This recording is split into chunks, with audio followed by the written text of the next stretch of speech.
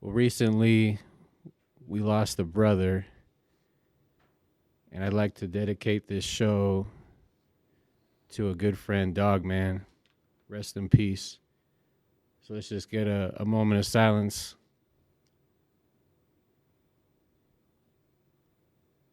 Thank you. And my prayers go out to his family and all his friends, and R.I.P. Dog Man. Mm-hmm.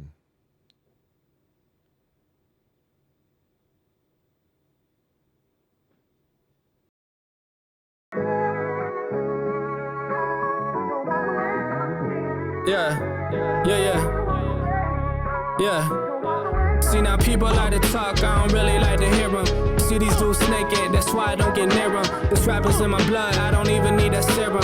Hometown kids, so you hear the city cheering. Lately I've been going off. Think I'm killing now, man, just wait till this my job. I'm trying to PC sauce. Okay, guys, well, welcome to the show. Thank you. How are you guys doing tonight? Fantastic. Hey, great. Good. Why don't you go ahead and introduce yourselves? My name is Dwayne Adams. Basically, Dewey Adams. I go by Dewey. My name is Anthony Mason. Everybody calls me Tony Mason. Okay. And you guys are musicians, correct? Yes. Yes. Bonafide, yeah. And what instruments do you play, Tony?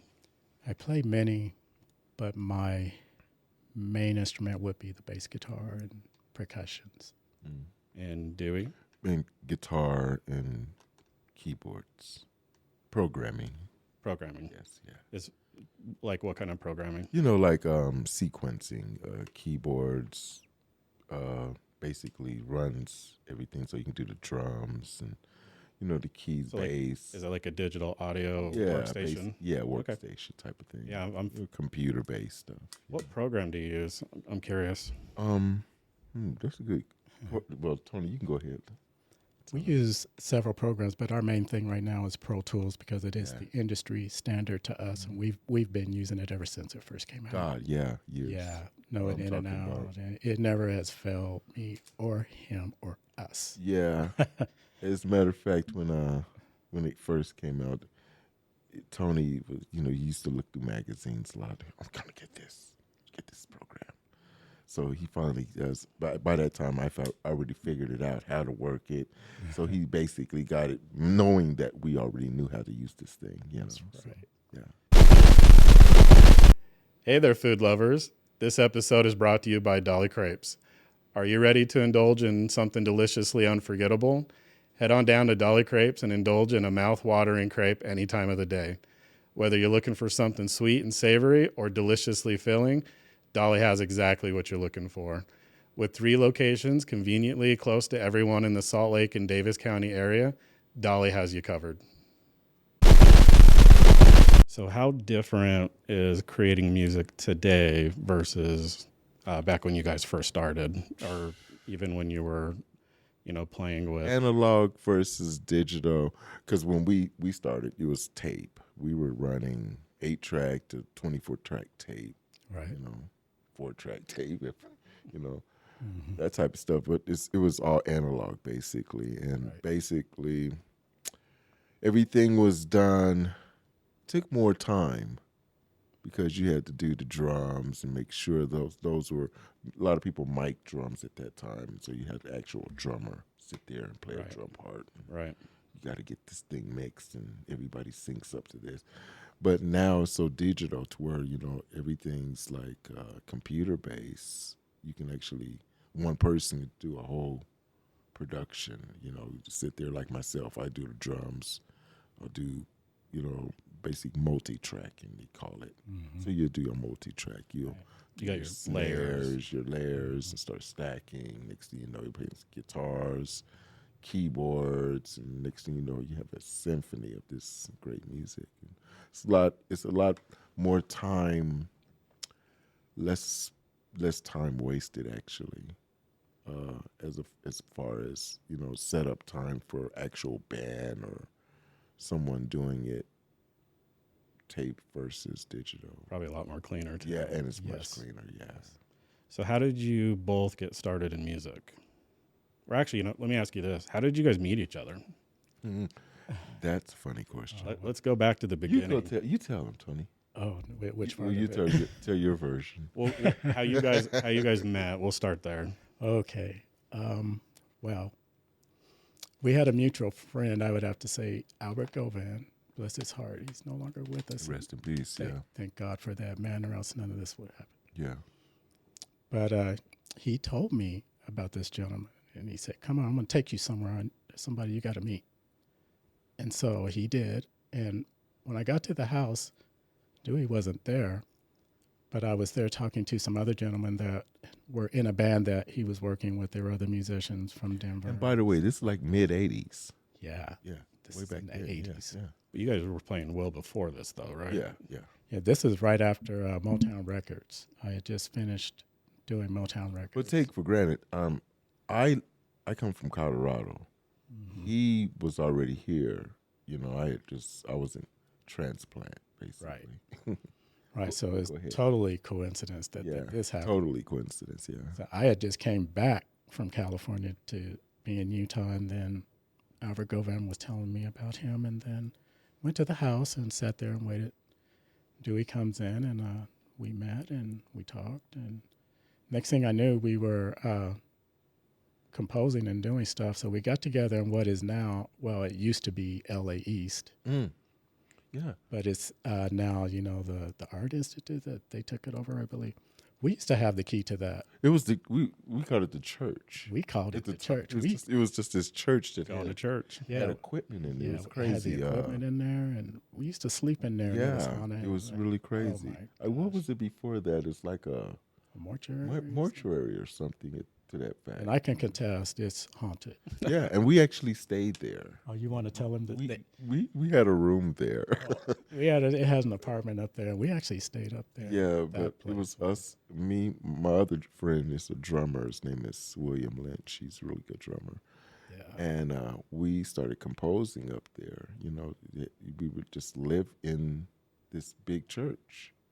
So we would get up every day and eat or whatever and go down to the, it's so big of a church. I don't know if you've been in LA East before. I have not. It is humongous. Oh my gosh. It's so humongous. It's beautiful. It's the studios up above, and it has this big room below where you can have grand pianos and a drum booth and basically an orchestra. All soundproof. Totally. So pretty much ready to go. It was super, super nice. So, and we stayed there, a good year? Mm-hmm. At least a good year we stayed in that place. Yeah. I recorded some very, very nice songs. As a matter of fact, we still have some of those works that was done in that particular studio. That was the first time we ever played together, was in that studio. Yeah. And the first time we did, it was so dramatic and It was magical. haunting. It stuck till now. Yeah, basically. There was no ghost playing like the organ. I think they were there because we were playing so hard, so multidimensional, to where the song got so intense to where we just all stopped. You know what? My friend Skip had a bet that this guy would not sleep in the control room of this studio because it was. Was that the haunting? Yeah, that was the haunting, and of course, he took him up on the bed and actually slept in the control room all night. Nobody else was brave enough to Scare do the crap out of you? Scare the crap out of you? No, because I'm conditioned to that from my upbringing, and I've also always been just sensitive to that type of thing. So I'm not afraid. We were of it. welcoming of any entities at that time. We didn't care because if it helped music, we were cool with it. As long as they're not hostile, and there's a fine line with all of that. I mean, some of it you can't deal with, but it's like this. As long as you acknowledge what's going on and you make peace with it and don't disturb it, and actually, if you can talk to it, if you believe that you can talk to something and it's there and it responds, and you just pretty much tell them, hey, it's your place. Why don't you just watch the place while I'm here? I mean, talk to it like a person. Right. I mean, it was kind of like that because when I would walk down that hallway, I always felt like something was following me and all that and stuff like that. And then we felt those presence. And then when they asked me to sleep in there, I did. And what I seen, this is another thing you have to understand about this place is this: when you turn out the lights in the control room, Yeah. it is the epitome of blackness. It's Oh, like so It's like you're in a spaceship. I mean, black, like you're in space with no stars. It's like, because it's such a big place, and all you see is this big glass window, And and the abyss. And then because you're looking down into this big space, and it's like, and it's all black, and it's all it's a scary kind of darkness if you're not used to that. Yeah, So that'd be a little trippy.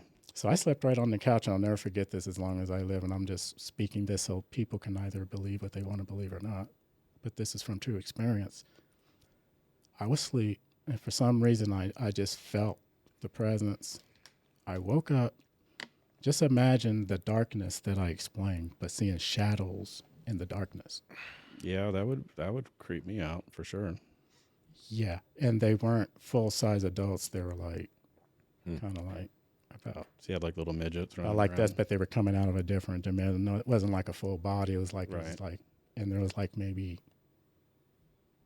15 of them, 20. They were like just all there. Oof. He described it to us. We were like, wow. You know what? Maybe, we'll do glass half full. Maybe they were there to bless you as you guys were creating awesome music. I'm going to tell you, some of the works we recorded was really great in that place. We Yeah. had a lot of good vibes and a lot of good music Yeah. that came out of that place. So anything that hit radio or No. At that time, we were getting to know each other more so than trying to put out something, I would say. We got some stuff together for this particular company at this time. The guy that acquainted us was working with people like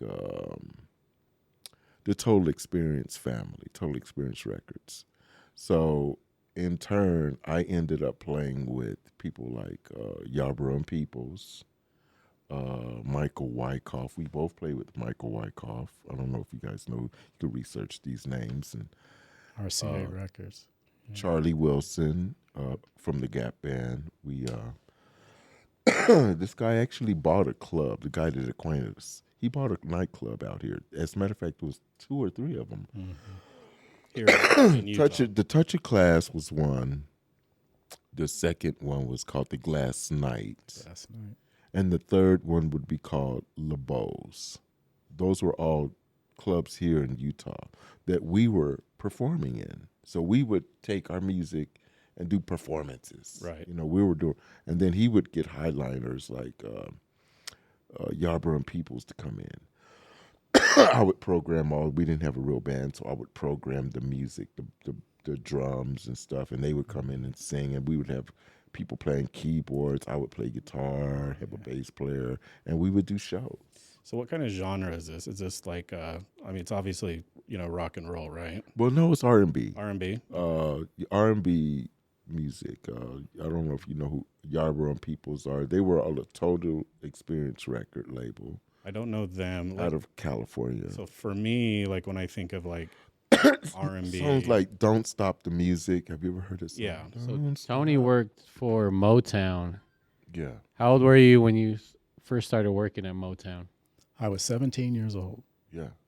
Wow. 17 years old. I was a Got staff pictures to songwriter prove it. Yeah. and bass player. And do you have a Rick James story? Oh my gosh, I got several that Let's go. I may not be allowed. I might get in trouble. You might want to watch what you say. Man, let me think about We need to this. hear this. Oh my goodness, why would he ask me that? Okay. For people like me and Lee to hear Rick James, not in the terms that you guys would know Rick James, but from the Chappelle Show, is like a legendary thing. Oh yeah, that's why I'm trying to tiptoe around that. Okay. Let me start with this. And this is true. Rick James, and this is at the time when I first got there. Rick James was the epitome of joy for that company when I was there. And the reason was he brought new life, new experience, a new hyper, I'm not going to say ghetto, I'm going to say urban market to the company that they did not have. He brought an edge to the company that they did not have, and it was brilliant. It was making the company money, and they were so I've never seen music executives of such power acting like little kids, running like Rick James. They were walking around singing Mary Jane. Everybody, Like it was Christmas. and I'm trying to figure out. Yeah, okay, Rick James. Okay, this, Rick James. And me, I'm trying to be in the company, trying to, like, okay, that's where the bar is. And what I want people to know, that he was everything that a lot of people don't know that he was. He was great. He was a brilliant artist. He was a great songwriter, great producer. They gave him his own production contract. So that's where the Mary Jane Girls came from, and a few other things that he did. But what I want to say is this about Rick James too, is when he did the Fire It Up album, I'll never forget it. My boss told me to go into the promotional department, which is right next door to ours. So I go into the office, and there's this woman sitting there, beautiful. I'm not going to say anything, but other than she goes, "Hi, my name is Tina Marie." Oh no, Tina Turner. No, Tina Marie. Tina Marie. Okay. Tina Marie. Yeah. And nobody knew who Tina Marie was at that. I didn't know. And I said, "Hi, my name is Anthony. I just bringing some promotional." And I walked into the promotional part. There's these guys in these white lab coats.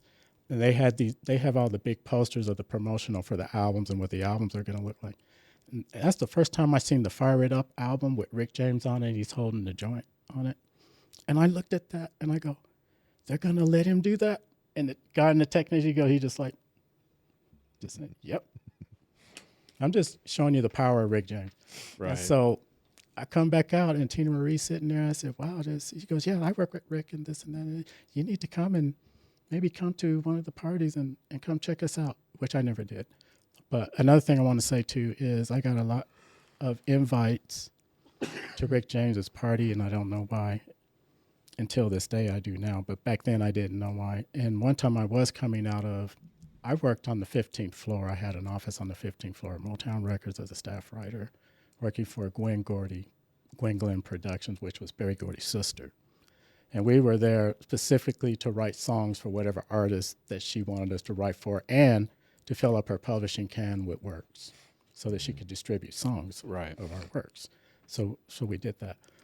And so as we were doing that, one day I was coming out of that office, and lo and behold, right where the elevator is, Rick James is standing there. I'm like, well, I'm going to get to meet this. Did he have like the glow that Chappelle talks about? He looked like Rick James. He's like, like he just stepped off the stage. He had his boots on.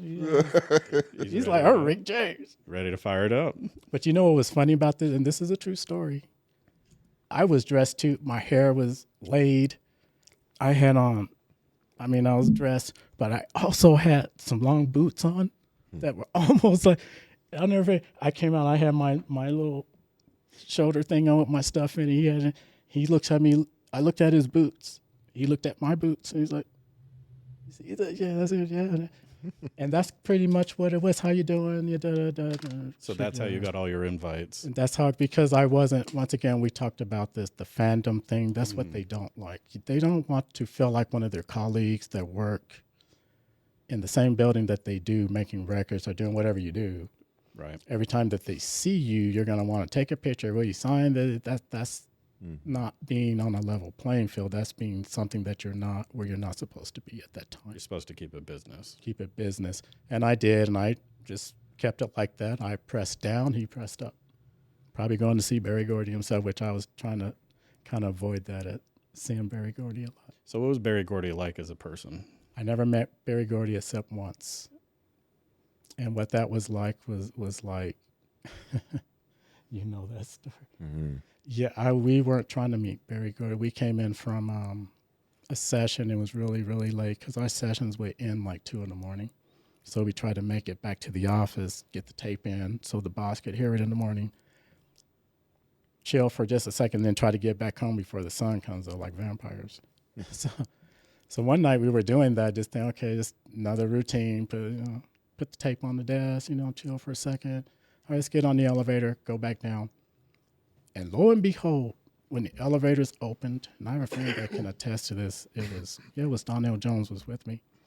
The elevator opened, and it was like the president of the United States was there, because the only thing we could see was like Secret Service guys with earpieces and suits, and Right. we didn't know what that was like. Oh, did we do something? Did we do something wrong?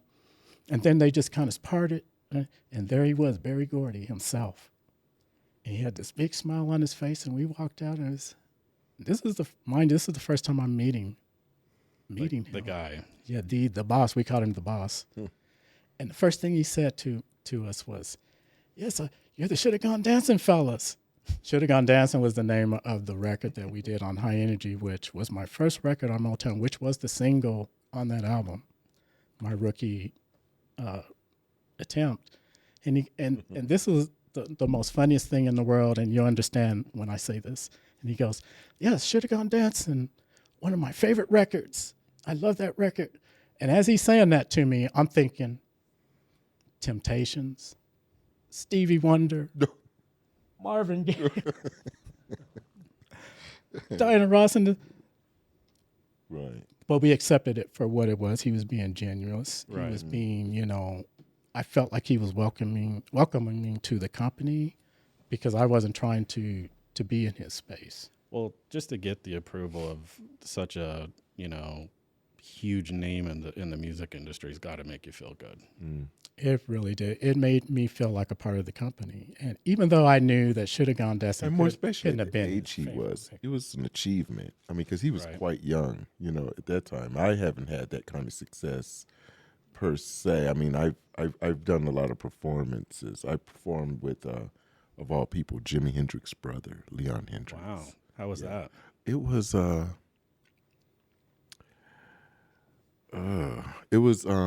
awakening, because he was trying to tell me a lot. At the time, he had wrote a book. It was a book that he had wrote, and he was promoting this book that he had wrote. And I was in Colorado, and some acquaintances said, "Dewey, we're doing a Jimi Hendrix tribute, and we're bringing in Leon Hendrix. It's on YouTube right now. It's under Gypsy Soul featuring Leon Hendrix." Yeah. And so we did the shows, very terrible recording of it live, visually, but it's there. And he was a real good guy, but he was basically telling us all the history of how Hendrix grew up, and that I kind of reminded him of his brother a little bit, because I play my guitar upside down, that kind of thing. I was going to say, because didn't Jimi Hendrix play Yeah, he was exactly the left-handed. same way you played? Well, not exactly. My high E string is on the top. His low E string's on the top for him. Awesome. So I don't change strings at all. But Hendrix did. He changed all the strings around to where it still looks like a right-handed person playing, But me, I just left them the way they were. Which is just phenomenal. But he played left-handed, right? We were both left-handed, but he played a left-hand guitar where I don't. I play a right-handed guitar upside down. It's a Right. difference, yeah.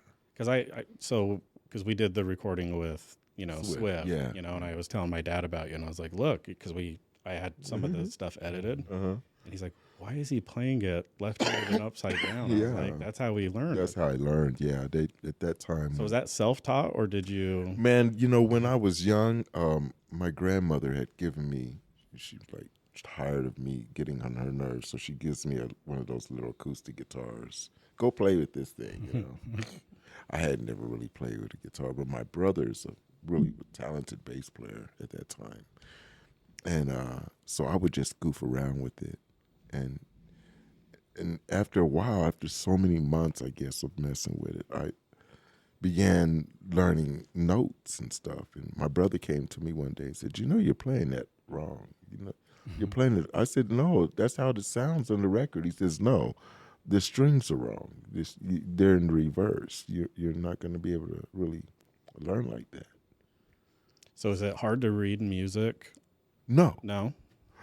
I mean, nothing changes as far as the notations of anything doesn't change. just It's your just the direction of how you're, Right.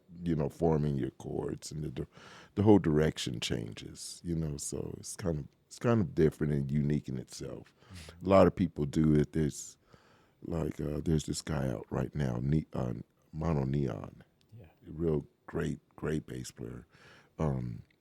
He's been doing it since birth, probably. Eric Gales. There's quite a few guys that are real, Albert King did that, Bobby Womack. Let's see, Who's your Babyface. Who's your top bass. 5, Dewey, As guitar far as- players of all time? Oh God, here he goes. I Oh, knew that no. question was coming. That's a hard My top 5. Let's see. First of all, I would say Alan Halsworth. He was really great. Joe Satriani, Steve Vai, Hendrix, of course. He's there.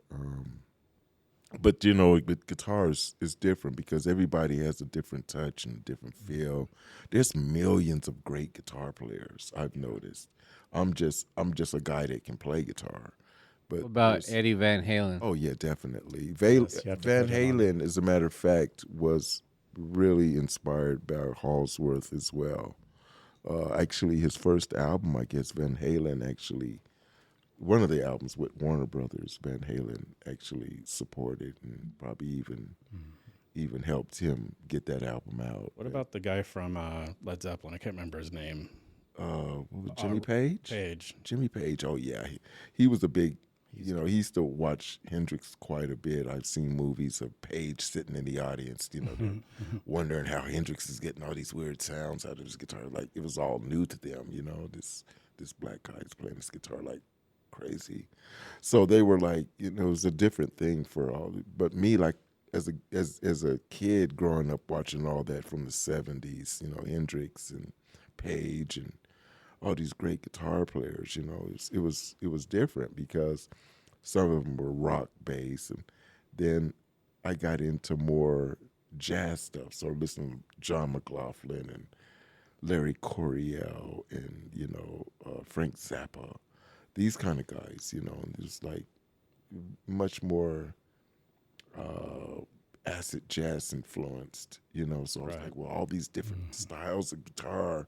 And then you got into it just kept going as far as Stanley Clarke playing with Al Di Meola and, Return to Forever kind of fusionish stuff. I mean, it's just till today is still so.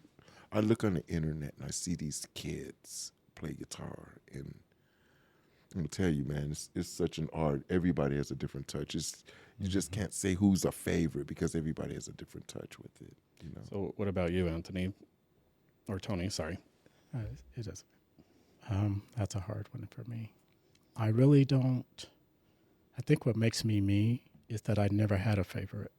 I never idolized anyone. I never really patronized myself after anyone. What I told myself from the very beginning was this: I want to be one of the best in the world. Not the, you can never. One of the best, which means just work to be a professional. Mm-hmm. Then that way there's no competing competition, or because nobody's going to play a pattern or a groove no matter what it is like I play it, because they're not me. Right. Mm-hmm. Now, if you're a professional musician and you're working in the record industry and a producer wants you to play it a certain way, or if you can do that, then you're on an even playing field with everybody else. They're not asking you to, well, what do you do in your bedroom when we're not looking on this? That's Right. not going to be on the record. Right. This record is not about you. It's not your record. What it's about is how well can you take everything that you learned from everybody else, put in your bag, and apply it in a professional manner with Other people. Thank you. With other people, Yeah. especially on the recording. So, but some of the notables, Paul Jackson, Stanley Clarke, of course, Ron Carter. So, some of the old school guys. Verdine White, of course. Learned a lot from him. Marcus Miller, because Marcus Miller, when you listen to his bass, the recording and the sound of it, and the way he plays pop, funk, bass patterns with such control, controlling the pressure, which is very hard to do. He's a master. And he's a platinum producer and writer, one of the first bass players to step into the arena and say, I can produce and make a hit record. Did it on Luther Vandross. It's still one of my favorite albums to this day. Mm. And, I could go on, but I try not to let myself settle into that. I really like to just listen to everybody because I've heard country western bass players kill it. I've worked with Marie Osmond when she went country on Curb Records. Okay, When she that's first, cool. yeah, when she went, she had just left because she was working with Donnie and all that. And we actually did some Osmond's telethon things. We played with Jimmy and we played with Marie. But anyway, when she first went country, that was like a thing of like, even though we played all this different kind of music and all these different things, when you have their producers, their executives, their people sitting out there, and we were actually showcasing a song with Marie for those people, it's not about you. It's not about, well, let me show you this. No, you got to play the part. Play the part. Is Yeah. it hard though to make that transition from Not certain not type? really, not really. What you want to do is satisfy the people that you work with. You want to give them what you. It's not about you, like you're saying. It's really not your show. So what you want to do is blend. You want to make sure you blend with the people, and and back the people that you're working for or with. And stay out of their way. Yeah, basically, just back them. So, on the Motown deal, who else have you worked with? Wow. I worked with, wow. Where do I start on that? We did some scene music with 20th Century Fox. The show Fall Guy. Do you remember the show Fall Guy with Lee Majors in it? You might not. Sounds remember. familiar. But he was a stuntman guy. We did all the scene music for 2 seasons on that. And basically what that was, Glenn Larson, let me tell you about Glenn Larson because he was our employer and the guy that paid our check. Glenn Larson was the guy that created several television shows for 20th Century Fox, Magnum P.I., Battlestar Galactica. So this is all the theme music for these shows. Scene music. Scene. There's a difference. Okay. The scene music is what, and the reason he hired us was so that he could, whatever scenes that he would have produced, he knew he wanted certain kind of music in it. So he would have us go in and do this playlist of music and cover it. And these were like cover artists. We would cover their songs, and then he would bring singers in that sounded like that artist, including our singer. And then that way he could go ahead and put the productions together. And then when he sat down with his production team and the network executives to sign off on the television, that particular show for, he would like do 2 or 3 at a time. Then they would sign off of it. And then what that means is he doesn't have to wait for them to sign off on it and then go record it. It means that he's already recorded it and paid us, and then he gets the licensing for it, which kept him ahead of schedule like three or 4 shows. Isn't that kind of like a gamble though? Because it's not a guarantee they'd use that, right? No, it's not.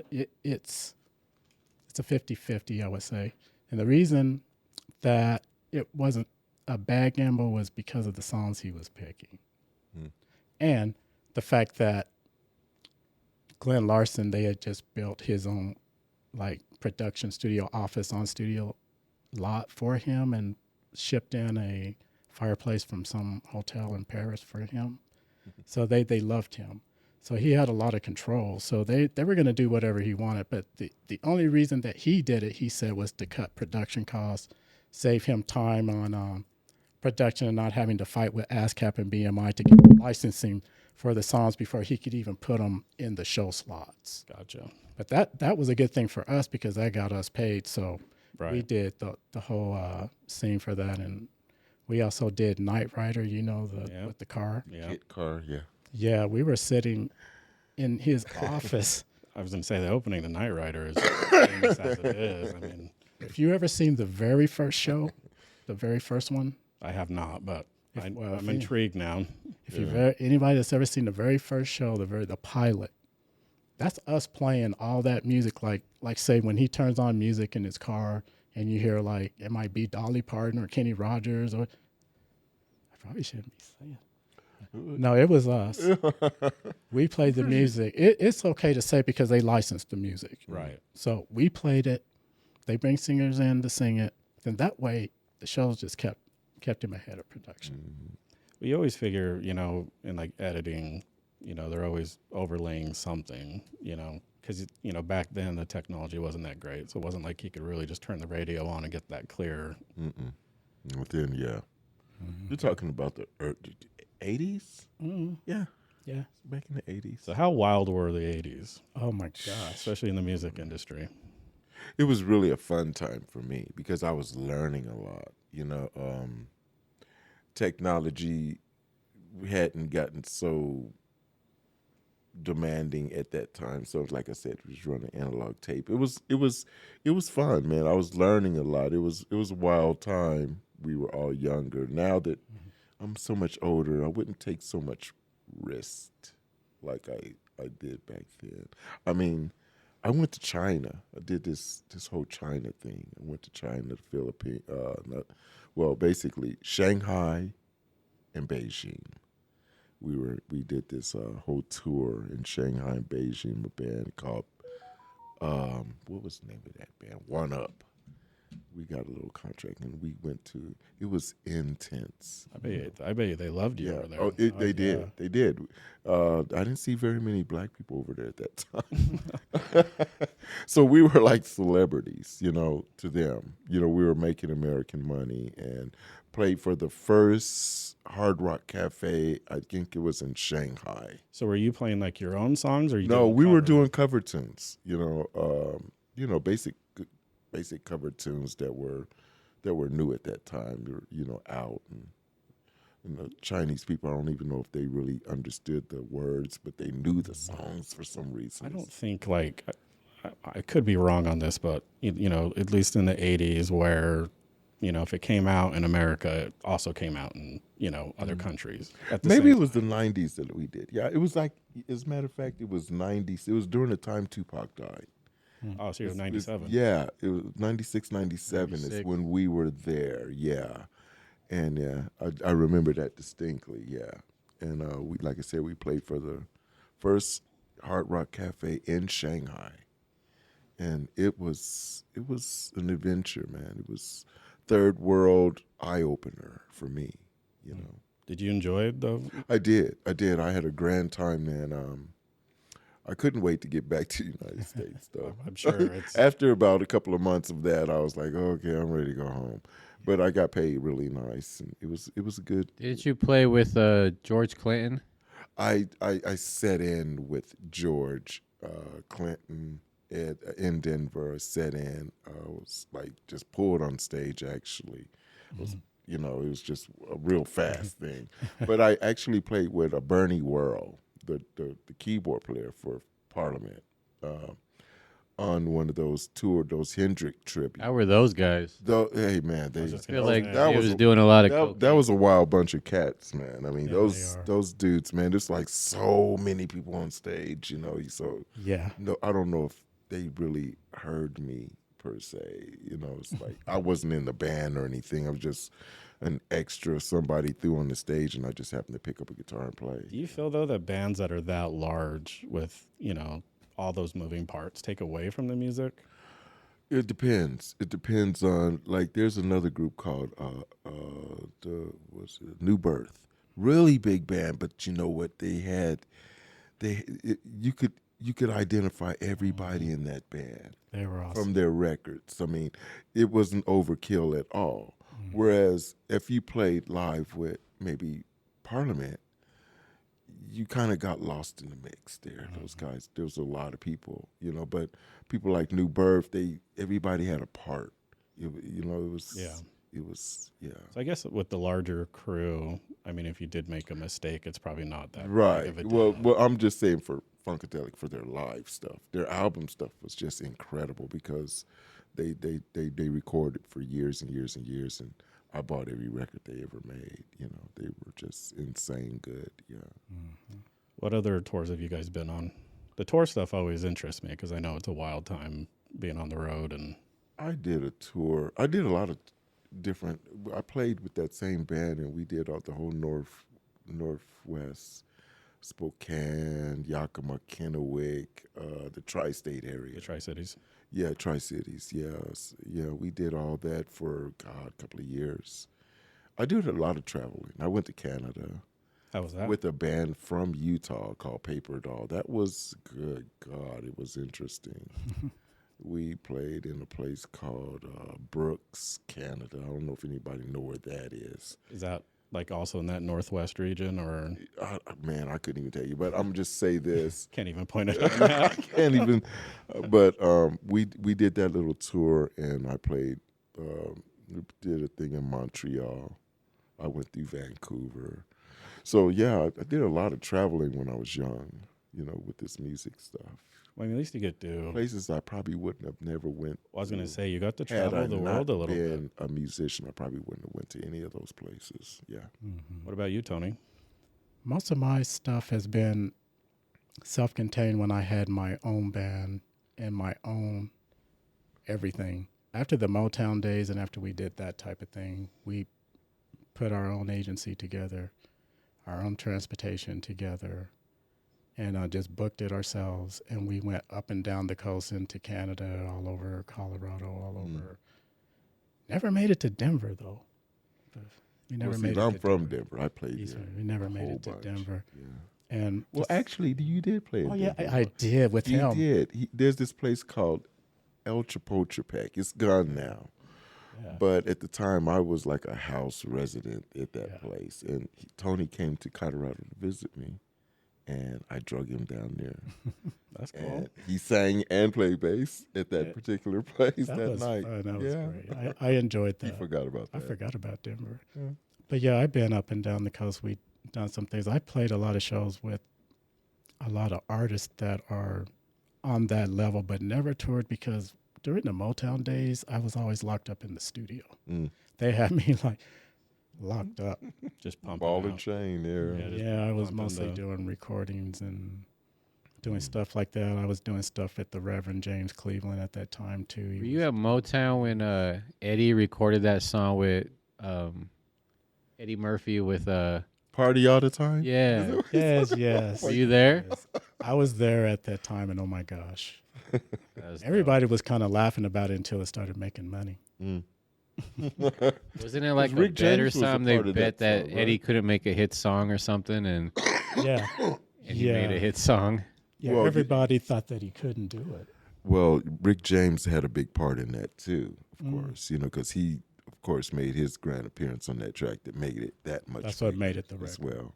It's like that one guy from Motown that did the thing with Michael Jackson. You know, I was getting ready to bring that up. Did you guys meet Michael? Or No. no? Never got to meet Michael, but that was Barry Gordy's son, Yes. and I was there during that Rockwell, time I too. think it Rockwell, was, yeah. yes. Matter of fact, I was right there when that was going on, and yeah, we were like, that's not going to happen. And then it started happening. I said, well, it's his son. It can happen. It's going to happen.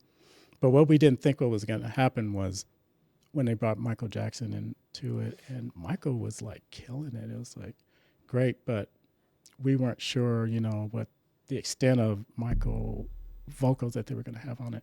Mm. But just him singing what he did made the record It big. was So huge, so that's yeah. great for them. was. So When good the for them. Jacksons like reunited and did that Victory tour, did they make new music or was it just all old music they were performing? It could have been both. Let me tell you, when we go in and record at Motown, we always go in and record 4 songs at a time, and maybe 2 of those go into production. So what happens to the other 2, the other 3? You start putting that together, and you start understanding how albums and songs start coming out when artists are no longer on the label or they've passed away. Mm. Because they have what we call a publishing can. What a publishing can is for the artist to go in and fill up that publishing can with all their music. And some of that stuff has never, ever been released. Mm. Some of the songs that we consider to be the hit will be the songs that we'll go and spend the money on.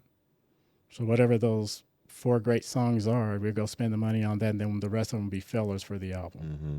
Because you don't want to give up all your Good stuff, diamonds Right. for that. But what happens to all them songs when you're on a 5-year contract? They stock up. You have a lot of stuff, and all they have to do is just pull it out and remaster it and put it out. Which happens because like Lee, they've done that with Tupac, right? They've released some of his stuff that was never. Right. Well, way after, yeah. Yeah. Yeah, a lot of his music was released after he passed away. Mm-hmm.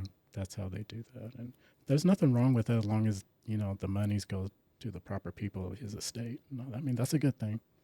So how do you feel about, because I'll maybe preface this. I watched a clip with Prince.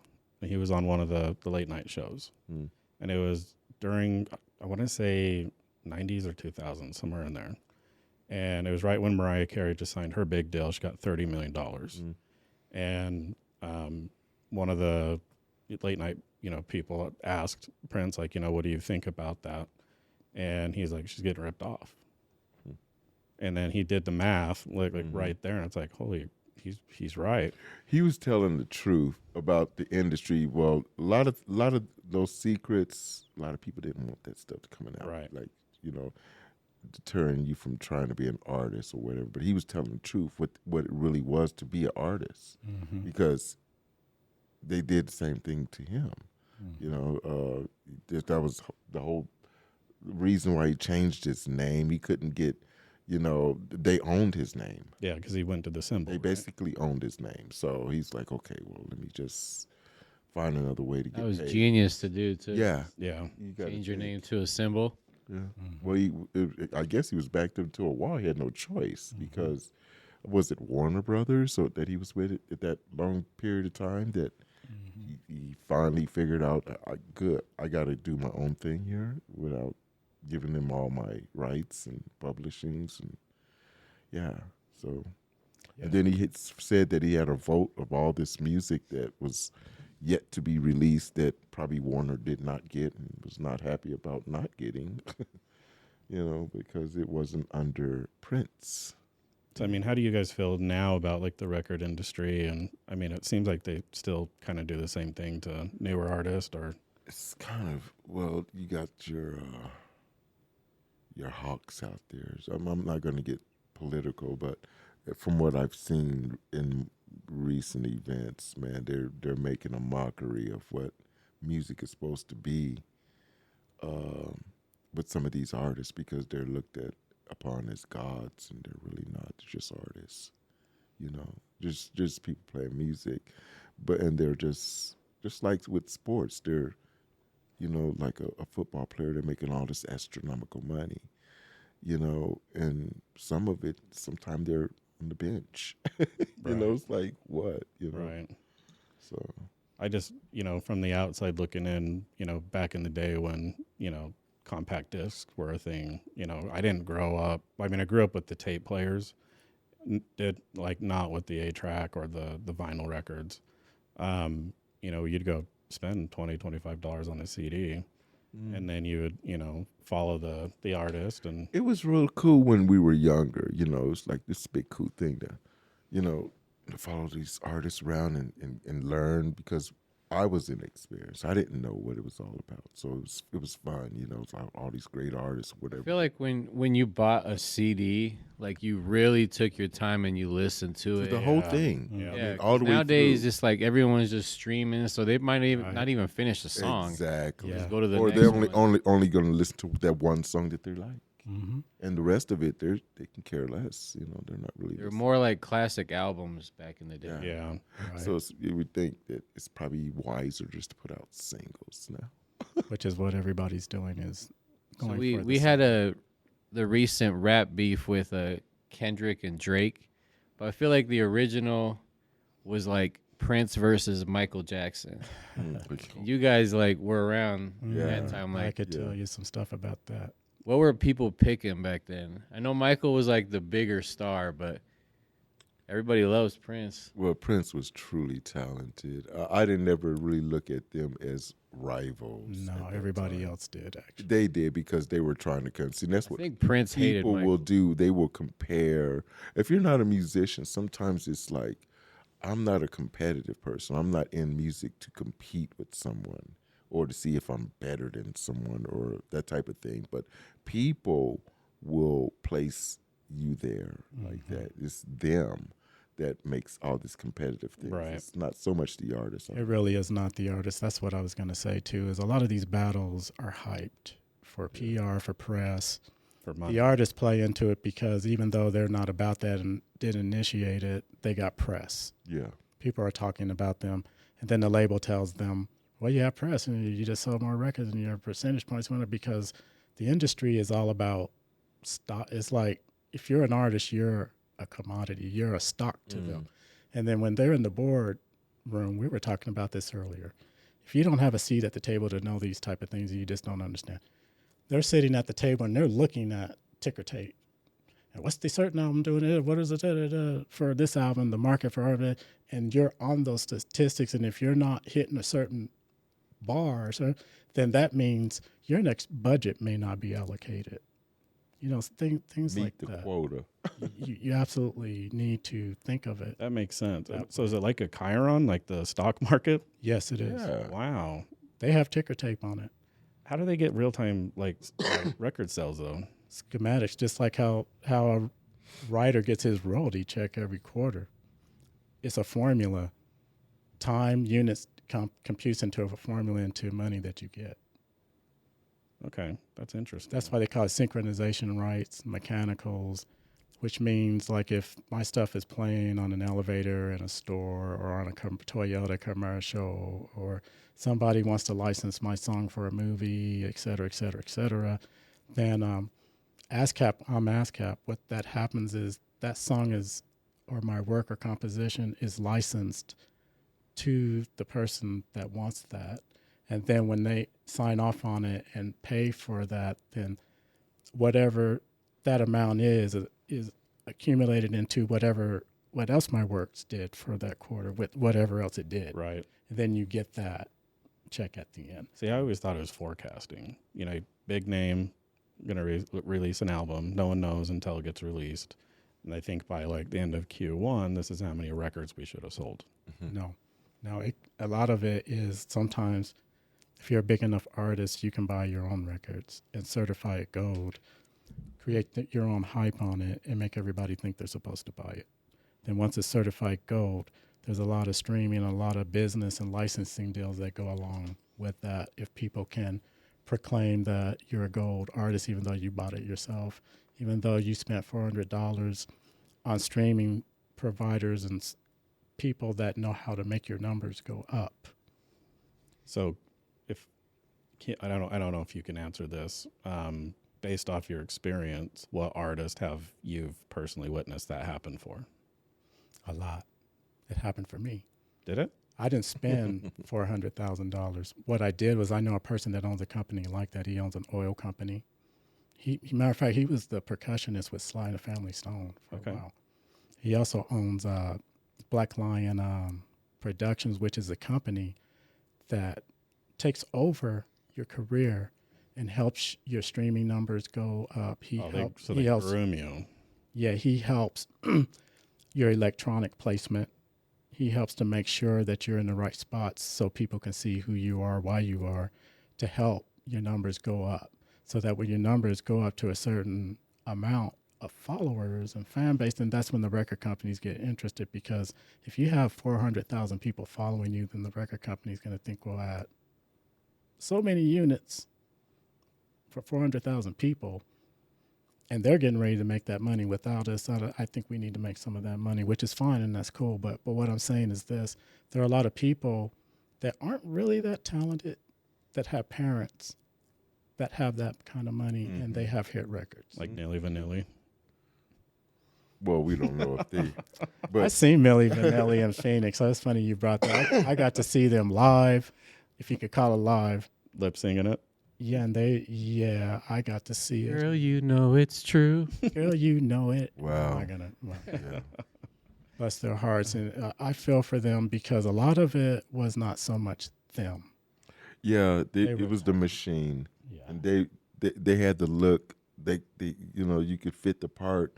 It was like, hey, I see a vision here. Let's do this, and they went for it. Of course, there's money in the table. Those guys are like, okay, well, That's where they lost vision. yeah, But in their defense, they did try to do an album where they come really back sang. where they actually sang. Yeah, But And- could but the they record- actually sing though? Like, were they talented? I don't. That's not the point. Okay. Okay, I'm getting ready to. Okay. Okay, I'll go. Don't do. that's not the point. The point is this: they did what they were told. It doesn't matter. I mean, there's a lot of people that have hit records that can't sing, Oh, yeah. but they have hit records. Why? Because they have a great machine. They have great producers. They have great songwriters that tailored that song to their voice, to them, to their character. As a songwriter and as a producer, I know this. I know that if you sing a certain way, you feel a certain way. Well, I need to know why you feel that. I need to know why you sing like that, so that once I ascertain that, now I know how to write for you. This song is going to be tailor-made for you. Then when I bring professional musicians, professional PR, professional record company You people, can make it the sound whole really, machine, really good. and they put it in your face, which is called programming, and you're listening to it every day, and we're telling you you're supposed to like it. Then the consumer from that point on can say whether or not we like it or not. So where's the gamble on the 50-50 line right there? If it's already on programming, it's already being stamped with Warner Brothers on it, boom. It's kind of like, you're going to like, yeah, I'm going to give this a good listen. And you probably should, because a lot of money, heartache, and time went into that. But what I'm trying to say is that doesn't mean they're the greatest artists in the world. What it means is they had a great team. Yeah. The artists had It was perseverance presented to be able to be there to do it. So you got to give the artist some credit. But the flip side of that is take a great artist that has all that, can do all that, but doesn't have none of that. And then where are you? Right. That makes sense. You know, like, you know, for my age group, you know, the one that comes to mind, at least for like the lip singing, is, you know, like a Britney Spears. Now, I'm not saying she can't sing. I'm just saying, like, if you know, see clips of her live performances and she's upside down, and That's you know, a good anyone ever example. talked upside down, let alone sing? I mean, it It's changes. hard to sing upside down. Right. Yes. You know, so it's like, you know, they're great performers, but are they really that talented? You know, I look at the Grammys. I was just checking out the Grammys and all that, and it's so different from like when I was a kid. You had real talent. These cats would come on stage, and they would perform. You know, and some of the performances was so outrageously great. Real instruments, real playing, no lip syncing, no tape machine running, no pre-record. These guys were really putting it out there, and I'm talking about the early, like the mid '70s. When James Brown would come on, and all these different people, and they would do just phenomenal work. Well, James Brown would go on and then like just be drenched in sweat. I mean, just they would, full-on but performer. but it was no preview. These people had to work for their money. They had to work for their goal. They have to, work for that jewel.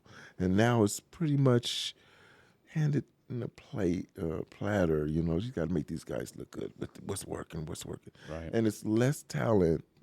I wouldn't say less talent, but it's less work that they do for the talent that they're showing you versus what it was back then. They worked harder to present what was real music and what was real works of art. But it just seems like it's, the record industry is. And now you so just have much. these loops. Right. And These so constant loops. like back then it was like this major struggle to get recognized. And like now with like social media and everything else, like and they're making millions on loops. right. Loops. Or samples. Or samples, so it's so different. The music industry has just changed so much, and either you change with the time or you What a new artist do you feel is like a throwback to like back in the day artists? Is there a new artist out there that you're like? Well, there were some. I would Like- say Bruno Mars. Bruno Mars. He's got a killer voice. Bruno Mars. He's a great showmanship. Yeah. Too, like He is on the Motown tip all the way with the new modern swing. I actually got to meet a couple of his production people when I was in Altadena last before it burnt down. And their thing was this. That their whole thing, I got to talk to these people. They were like, their whole thing that they're focused on is quality and real music and the story. And yeah, and the story. what they're presenting. So it's a true. But there's throwback. quite a bit of them. Like there's like Mint Condition, Stokely, people like that are really talented still. You know, and they're still putting it out there. Snoop Dogg got this other guy, October London. These are new people that probably wouldn't have even been looked at. From what I'm understanding, this guy was a bus driver or something, and out of nowhere they found this cat, and he's like very phenomenal musician. Was he just putting videos out online, or I don't know how they found him, but you know, I've listened to it recently, and I'm like, wow, they're finding old style artists again and try to bring them to the forefront, you know, and put them back. Well, I think you know, the public, it kind of gets old of that whole cookie cutter process. Yeah, like give us the real raw stuff. You know. Yeah, get us off the assembly line for a minute. Right. Yeah. So who are you guys' favorite artists that you have seen live? Wow, that's hard to say. Just one that comes to mind. I'm going to say this because of the significance that I would have to say that going back to Indiana to Jackson 5, when they first went back to Indiana after making it with Motown Records, and I was there. If you ever see that concert footage of that, and I think that was their first tour too that they went on. Oh my gosh, because they're from Gary, Indiana. I lived in Indianapolis, Indiana for years, so I was there when they were living there. Then they went and made it, and then they came back, and oh my gosh, I'll never forget this. When we found out they were coming, the streets were vacant. You could not find a kid nowhere that night. It was like everybody was if you weren't at that concert, something was wrong with you. I'll never forget this. And I'm with my sister, and so we're there, and somehow she's a girl. She knew where they were coming in at. Come on, we know where the Jackson's going to come in at. And I said, okay. I'm like in 4th, 5th grade or something. I think. It's okay. I go there, and we're standing there. I don't know how we're right up front. There's this wooden barrier, and there's this door, and all these girls came from behind us, like they're starting to pile up, and so sure enough, the door opened, and everybody's like, ah. And it was like, it was the Commodores. Nobody even knew who the Commodores were. Wow. That's when they first started too. Right. I know Richie, why they had their white jumpsuits They on. came out that song Machine Gun. Nobody knew who they were. So they came in, it was like, oh, okay. But then, oh man, when the Jacksons, little Michael come up, man, them girls lost it scared me. Pandemonium. It scared me. Screaming. They screaming. I watched my sister change from my sister to like, that's not my sister. She's not related to me here. And I'm trying to go like, what's going on? What's going on? Little Michael coming in. But I've never understood like the whole screaming thing. I didn't get it like either. people passing out. You're like, what is going on? Yeah, that was like, is this an act? What's going on? But I will tell you this though, when them gentlemen started and they played, they had to stop the show. They was hurting them so bad. I mean, and it wasn't even one of their hit records. They were playing I Found That Girl. Jermaine was singing I Found That Girl. If you ever heard that song, it's a slow one that he sings. And for some reason, the girls were losing their mind, and we were sitting right where you could see it. It was like all of a sudden we seen a wave just go, and they overtook the policemen, the barriers, climbing over each other, and started climbing up on the stage. It's almost like a riot. Then Suzanne DePass, who was responsible for the Jackson 5 at that time, I believe it was her, and some started pulling them off the stage and this and that. And Jermaine is still singing I Found That Girl by himself on the He didn't even know his brothers This were is in gone. Gary, like that. No, this is in Indianapolis. Indianapolis, Indiana. They're going back to they're famous going back to Indiana concert. I mean, there's a big deal about that. Right. And Jermaine's on there by himself on there, and he looks over, he's like, and he runs off the stage. They were trying to get them gentlemen, and they would have ripped them apart. That's crazy. She had to come out, calm them down. We got some scared young boys back here now. We want the show to go on, but you got to calm down. And she did, Suzanne DePass. She's great. Bless her heart.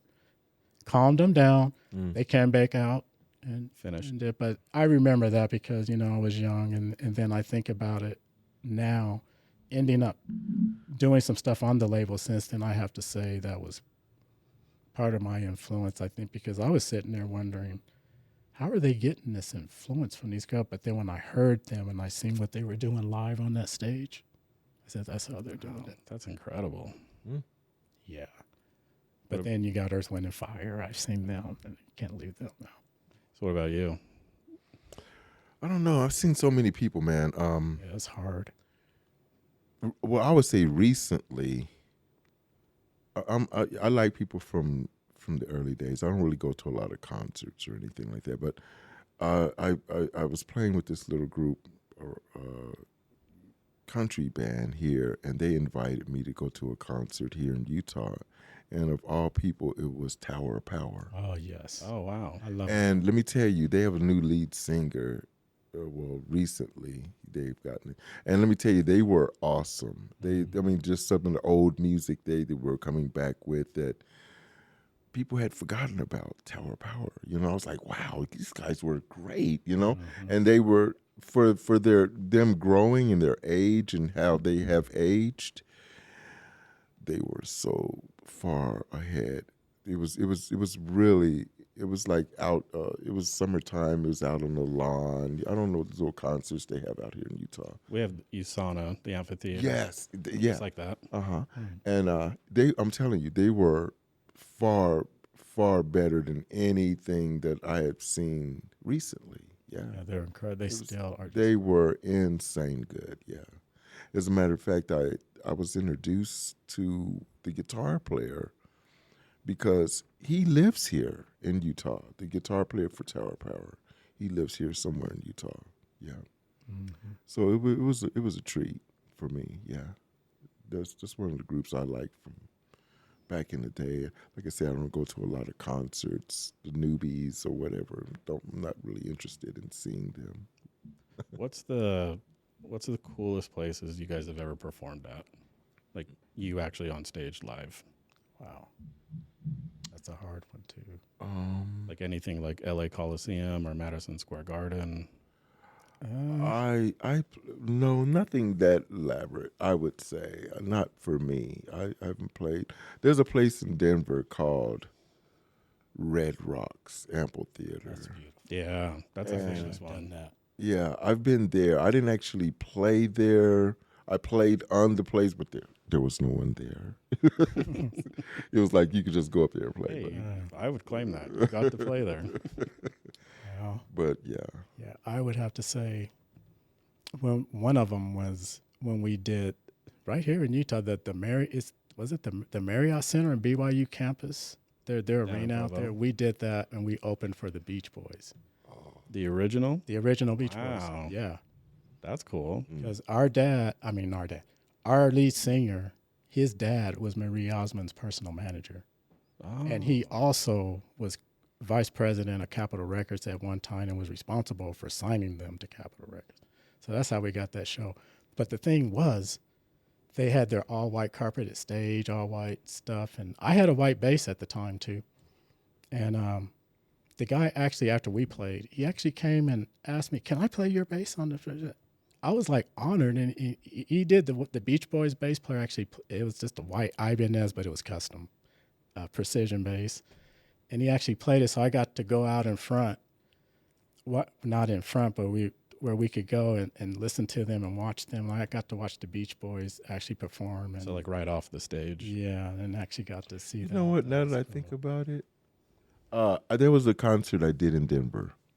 It's probably the biggest crowd that I have seen, and we opened up for Maze, a group called Maze, Frankie Beverly and Maze.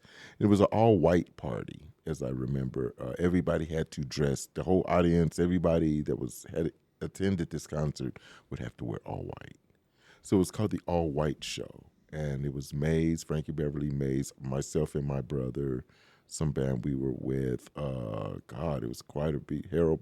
The Blue Notes, I think Lakeside and people like that. I opened up for Zap. Just a lot of opening up for a lot of different groups that me and my brother did at some point before I moved to Utah. We were doing stuff. How was that? It was intense, man. You talking about Zapp and Roger? Yeah, those guys were, let me tell you, by far one of the better bands I have ever seen. They were all trading off. It seems like everybody in the band could play a keyboard, right? So they would have these talk box keyboards with the vocal recorder thing. Was there anybody else that was doing that, or was it just them It was just them that I knew about. that had that? Yeah, they would roll this thing around like it's on a Charlie cart, and they had 1 or 2 or 3 of them things, and everybody would roll this thing around, and they were, oh man, they were very, very intensely cool. That'd be really cool to see. Yeah, Zapp, those guys were. Yeah, Computer Loves, like, Yeah, those guys were intense. So yeah, they have played some pretty intense concerts, and now that I think about it. What's the oddest way anyone's ever played an instrument? So, for an example, like Paige would bow the guitar. Yeah. You know, like when I saw that, I was like, wow, that's really unique. I mean, that's different. Yeah. Like, Jimi Hendrix played with his mouth, right, with his teeth. Well, behind his head, those were tricks for him. He was just something to entertain the crowd, I think, more than anything. But you got people that, will play the guitar, like this blind guy that plays the guitar and he lays it flat on his lap and he plays it like this. I do that. Yeah, and it's intensely. It's so, the way this dude mastered it. He plays that better than I could play it wow. regular style, So, yeah, it's just, you look on the internet, you'll see quite a bit of that stuff. People doing, breaking the rules with this thing, One of the things I love to watch online, and my dad sends me a lot of stuff, and he loves it too, is all those reaction videos they start playing like the old school songs with like younger kids. Yeah. And their minds are all blown. Yeah. Like, you're not getting any of that today. Yeah. You guys ever jump into that? No, I kind of don't jump on. I try to stay away from the internet as much as possible and keep myself practicing still, because you don't get too old to stop learning. So I try to not force too much of the internet stuff. Right. It's like it's not conducive to what I'm trying to do right now. So what are you guys working on currently? Because I would imagine you guys are making music together still. Yeah, we are. I'm trying to help him finish his album, because he has a name. He's got quiet a bit. He does a lot more singing than I do. So we're trying to finish up album material for the stuff that's going on in the UK right now. He's blowing up big out there, and we just want to hit it while it's hot. Let's say that. Right. Lee, we should introduce Tony to Alex to see if he can get him to sing better. It's not going to help. Oh, no.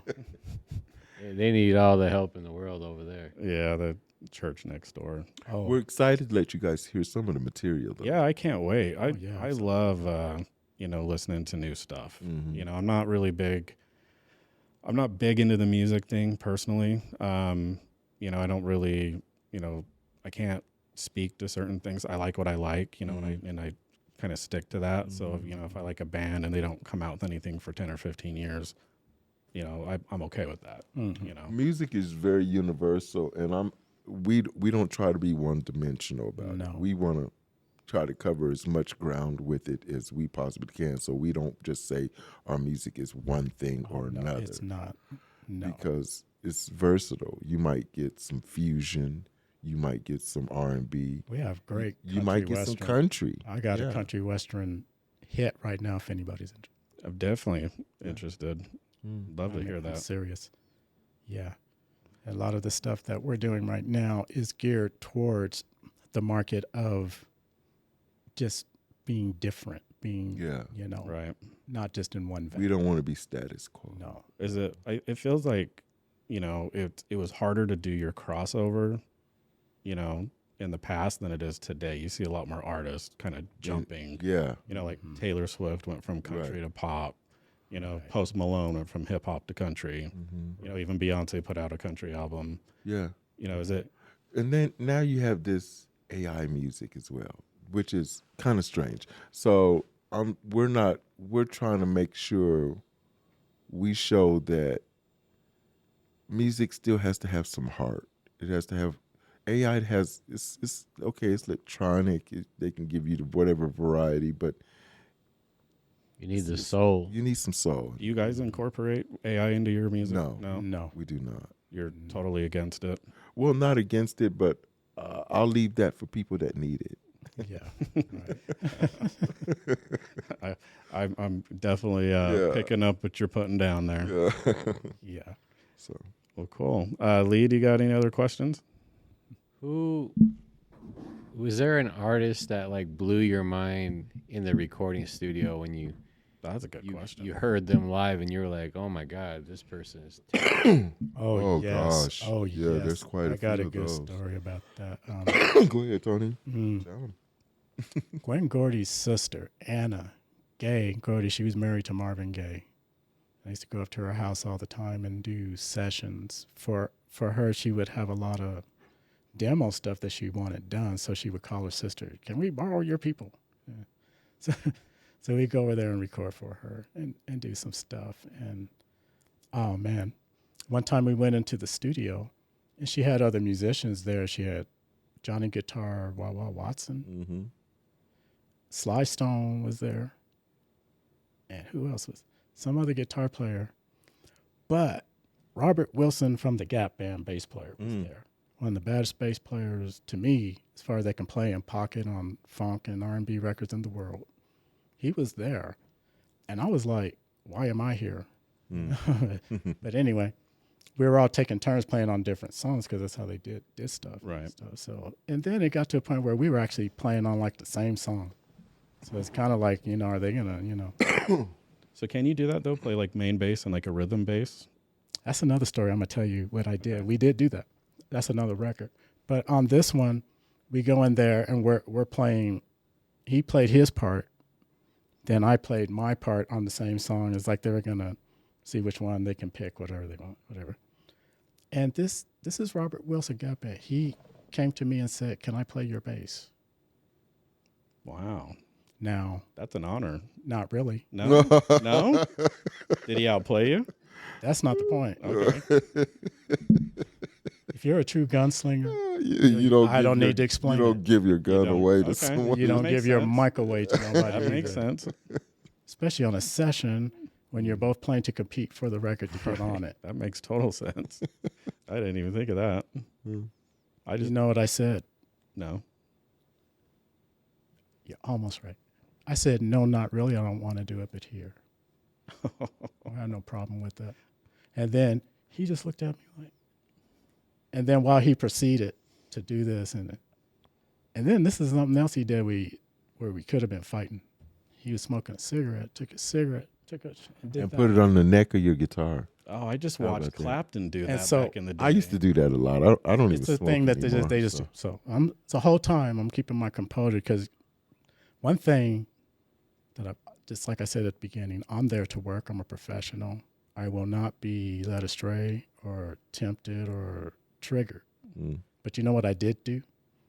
While he did his whole track, I sat there just like this. You mean mugged him? I was studying. I was learning from a master. It's like, So if you're going to do it on my bass, I'm going to learn from you on my bass. And since you got smoke going all into my guitar, it should not intimidate you for me to sit here And mug you out. and see exactly how you're going to abuse my bass. If you abuse it. And then after he did it and did all that, I said, very good job. That was very nice. And he just looked at me. And I just walked off, right? And so when it came my time to play again, and this is the truth, I'm just walking. He came out of nowhere and walked right up behind me and just grabbed my arm. And he goes, and he got in my ear. And we go, right here on this part, when you hear on the track, you need to do this. And he hummed something.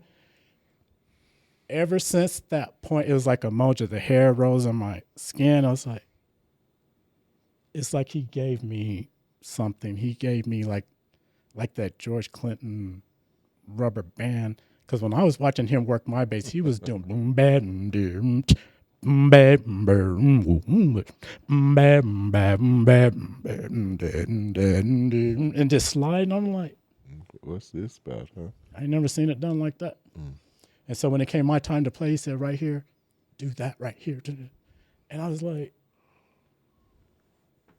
it's like electricity. And sure enough, I went in there. I did that on that track. My bass playing on tracks have never been the same. I mean, I was already good. So it literally changed you. It really did. He cool. taught me something. And so the moral of that story is, and then you know, there's another part of that story that I can't talk about. But the moral of that story is, he invited me to come to Total Experience Records because they were doing something, because he wanted to give me something for something that I did for him that we were at the studio. He said, I'll give it back to you. I said, okay, for using my bass. I said, okay, we'll go. Because we were doing another session that night too. So we stopped by there. Sure enough, we stopped by there, and the lady at the front, you know how they are when you go and they look at you like you're not supposed to be here. So it was Tony Mason to see Robert Wilson. She looks at, when they do that, you're on the list. She picks up, picks up the phone. Tony Mason to see Robert. I said, okay, he said you can come on back. Oh, and by the way, here's an envelope. Had my name on it. Opened it up. There was money in it. Oh, wow. That's cool. There was money in it. So you got paid and he taught you something. Yeah, and he said, come on back to the session. Charlie Wilson wasn't there, but we got to hear them doing like a new record that was coming out, and we stayed for a minute. And that was a great experience. Oh, that's cool. Yes, so, yeah. So how hard is it? You know, it's probably a lot easier for you guys now, but like, how hard is it to really start to construct a song from start to finish? It's not hard. No? You just basically have to have some type of idea of what you're trying to say, first of all. I usually, with Tony, I usually start with a beat, some drums. I like to program drums, so I'll give a really nice beat, and Tony will feel He's it. a master. And that's how like catches my attention personally is a beat. Yeah, And then he'll take it, Oh my gosh. and then he'll put his thing in, and then collectively we'll just start growing from there. adding and subtracting, and Mm-hmm. before you know it, we've built this pyramid. Before we even know it, it's like, oh, this is done. We weren't. and We've done and songs we'll sit there, and it'll be 6 hours. We're still doing this. on a song we didn't even intend for it to be a song. Right. We'll just do a test. We're stuck now. We're just testing this to see if this works. It's on loop. The whole song's looping for the next 5 hours, right? Yeah. Yeah. Oh, back to your bass and rhythm bass thing. Oh. What was I saying about bass and rhythm bass thing? Well, so you had a story because the one guy. He was asking. Oh, you. yeah, that's right. Yeah. They called me in to do a set. It's another thing of I go into the recording session. There's already a bass on the track. There wasn't no other bass player, but there was already a bass on the track. And I said, well, why am I here? Who's playing bass on there already? It was James Jamerson Jr. Wow. Big wig. James Jamerson's son was already on that record. And then I said, well, why really am I here then? And the producer said, because at this one point in the song, in the middle, there's a certain flavor that we want, and we know you can do it. We talked to Gwen, and she already told us you can do it. We just want you to do that, and we're going to have you both playing on the same track. I was like so honored. I was like a kid in a candy. I was like a balloon. I was because I knew I didn't have to work. I didn't have to work hard because he had already laid the foundation. Yeah. I'm just going in playing. Don't, Right. He's going boom, boom, boom. I'm going that. I'm putting all that stuff. And then there's another section in the middle where I'm playing. Yeah. I get to play like a whole little thing. Because he said, the reason we want you to play right here is because of your finger, the way your finger pressures and the way you can get that certain out of your bass sound. We want that right there in a minute. It's going to be right there. And I'm taking all this in like, okay. I don't know how you're going to do it, but okay, yeah, thank you. I got paid. But when the record came out, You're the Love of My Life on the High Energy album, I Should Have Gone Dancing album, which I'm playing on that song too. They did. He's playing the main track all the way through. Then there's a certain part of the record where we're both playing. They got us edited it in together like it's one bass. Oh, okay. By the way, I got to say this. This guy here, man, if you I don't know. A lot of bass players play, but this guy has such the tight. You can tell that he's been around Motown because some of the grooves that he doesn't overplay, he doesn't underplay. He's gonna play just what the song needs. It's like he's playing, classically playing a part. I mean, I've met a lot of bass players. My brother's a great bass player, right? But when I met this guy, it was like, well, God, he has another thing. It's almost classical the way he can just get into a song and lock it down. He'll lock it. It's like it's a vote on this thing, right? And he won't overplay anything, underplay. It's like very hard to do that. You have to be very seasoned and very disciplined to pull that off. That's cool. Give the song exactly what it needs without over or underplaying it. That's a great compliment. Well, yeah, it's just the truth. Wow. I mean, I would love just to watch you guys do your thing. Yeah. Start to finish. I love to watch us do it too. It's kind of fun. Yeah, It's pretty fun. Yeah. it is. It's amazing. We love it. Yeah. So that's great. Yeah, I mean, I could stay here all night and do this, but we'll. I thank you for having us. Yeah, because no, we this wanted to get this off of. We've been working a long time, and this is the first time we've ever talked. To other people. We talk to each other about this all the time, but for somebody else to actually ask us how this evolved and how where we're getting out of this and all this is the first time. So Yeah, this was a pleasure for us to be able to come and do. And just so everybody knows, we are looking forward to performing. Oh yeah, definitely. Because him and I have not done that enough in this lifetime. All the work that we have done together has mostly been in the studio. Yeah. Recording and writing and production. We know each other so well that way. That's why it's like water for us to do. And that. I perform a lot. I do a lot of performances, but Well, I believe Swift wants to, take you for when he gets stuff going. So. Yeah. Which I'm gonna drag him along. Yeah, absolutely. Because he's a great artist as well. Right. Well, you've heard Swift, yeah. Yeah. Yeah. Mm-hmm. Yeah, I love that guy. Mm-hmm. Fantastic. I'm looking forward to doing a lot of things that I have not been able to do here in Utah, because Utah is a really good place. It's a great place, environment to raise kids. Yeah. It's not the California or the Denver hustle bustle.